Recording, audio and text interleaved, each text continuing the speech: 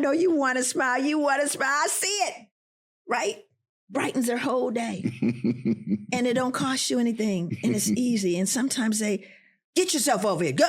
You know, that's what they're getting. People barking at them. Right?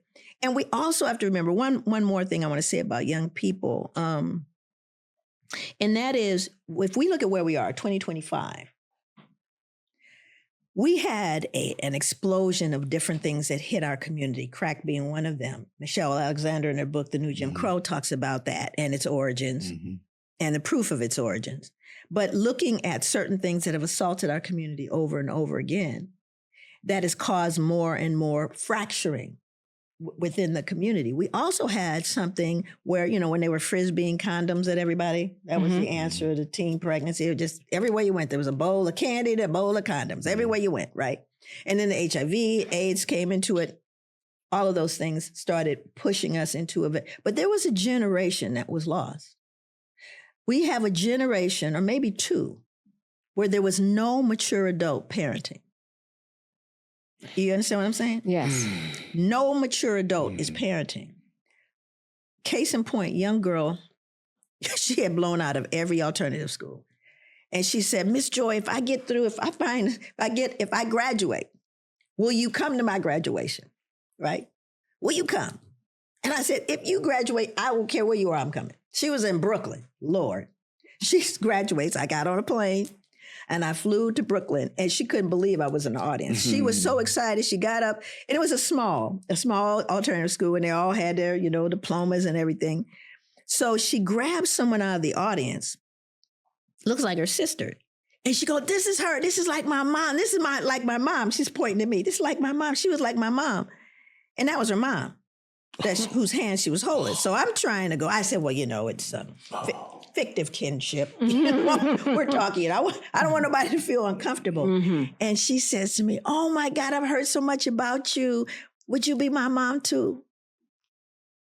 Wow. Would you be my mom too? Wow. I was not expecting that. Wow. Because she had not been parented, which helps you understand all of the things that are going on in those lives. Right. There was not a mature adult. But you see, that didn't matter. I grew up, folks got pregnant. There wasn't no news. But you didn't raise the child.